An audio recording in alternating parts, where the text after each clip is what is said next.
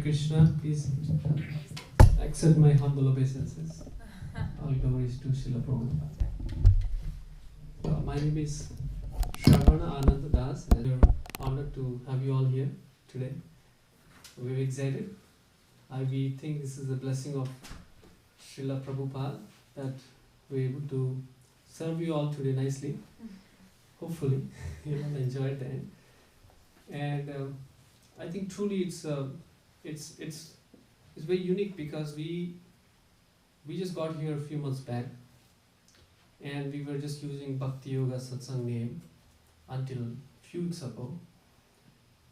Officially, we started using ISKCON name because our authorities are pleased with what we are doing. It's a small apartment, and they felt that you should go ahead and use ISKCON name. And just 2 weeks ago, we started using ISKCON officially. And then it's so wonderful, within 2 weeks, we got a chance to serve you all.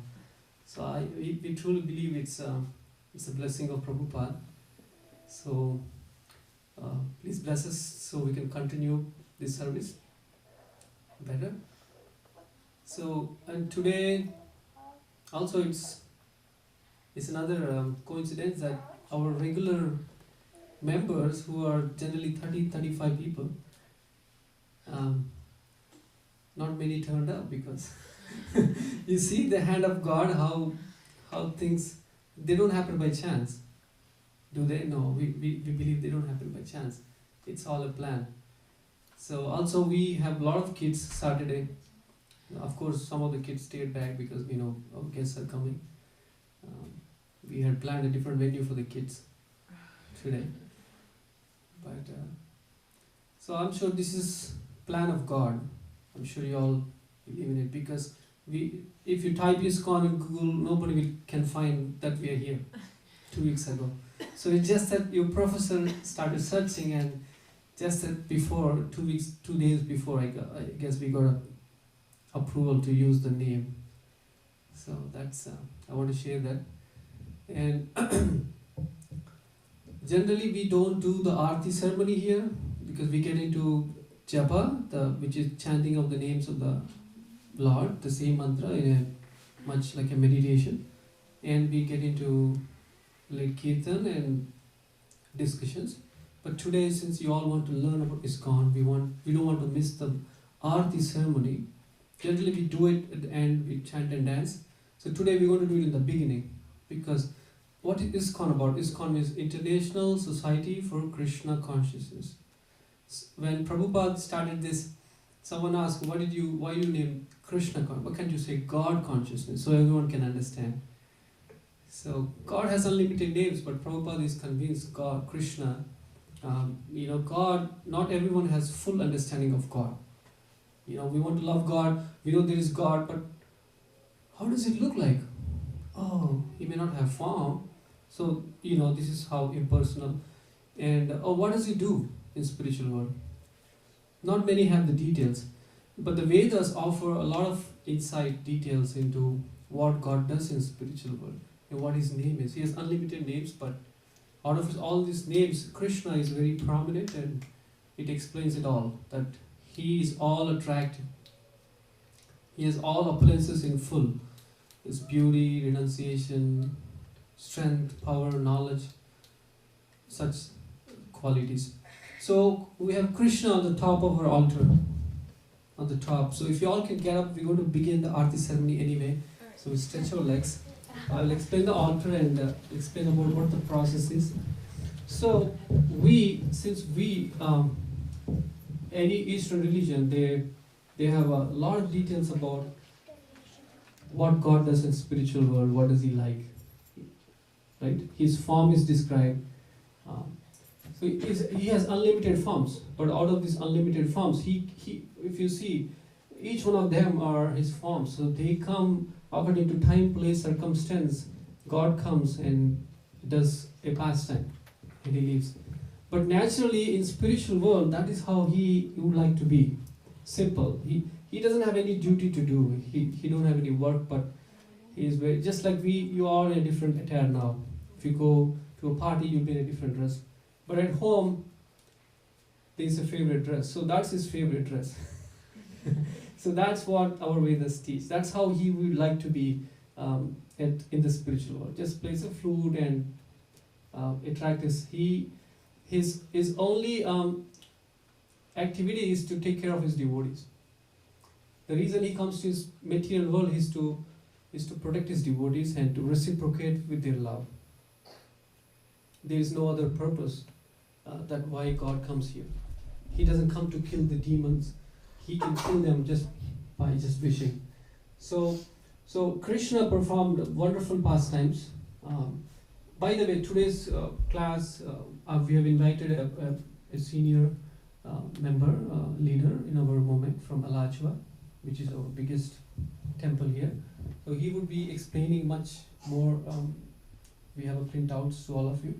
Then at the end, it'll make sense why we strongly believe what our scriptures say and all this process. But for now, we have a full 100% faith that God is a person and He has many forms out of this. This is our favorite form, Krishna, on the top. And you see the two brothers, they're stealing butter. It is a wonderful pastime also, that they like to make the devotees happy by doing such funny pastimes. So that's, my daughters love Krishna and Balaram. They dream about Krishna and they have so many stories, hours together. So this is how Lord wants to attract the devotees, by doing such pastimes. Otherwise, how would you say, oh, there is God, oh, how does he look like? So that is how we relate ourselves with God. And in the second, from the top, the two lordships, they are also Krishna Balaram, but they came with different names in the recent times to show us how to love God in present age, which is so difficult. The age of quarrel and hypocrisy, the age of science and technology. So they explain this process of now what we will do, chanting and dancing and feasting. By the way, we are not anti-material. We convert material into spiritual. So that's what we are. That's what they taught us. There are other sects who believe, I should stay better away from the matter. But we're not worried about matter. We don't care about matter and the Maya. We have a power to convert matter into spirit. So everything is energy of God. Even the matter is energy of God. So we are taught to use everything in the service of God. So that is what we are special about. So today, we are going to use this mic in spiritual energy, all the drums and everything. So this is how we want to convert. I can use my family, although this is supposed to be my apartment, now it's a temple. So this is how we want to convert.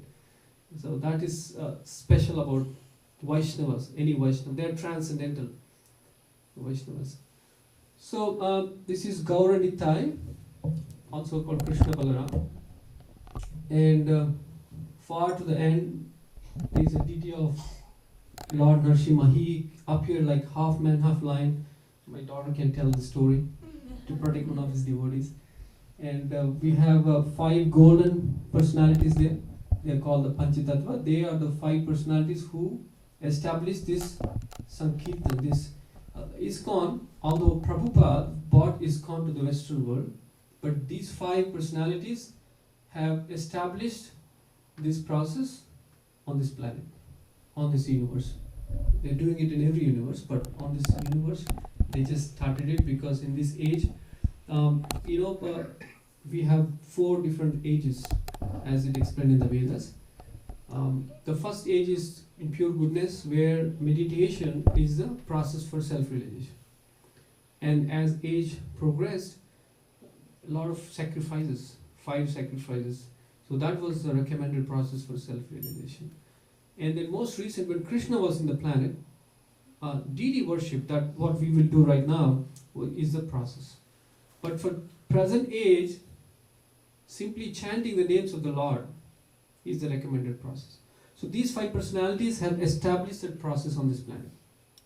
Like this, if you can see that painting, they are chanting and dancing on the streets of India. That's how they started this revolution. and they started the first civil non-disobedience movement because a Muslim king broke the drums because they were chanting on the streets.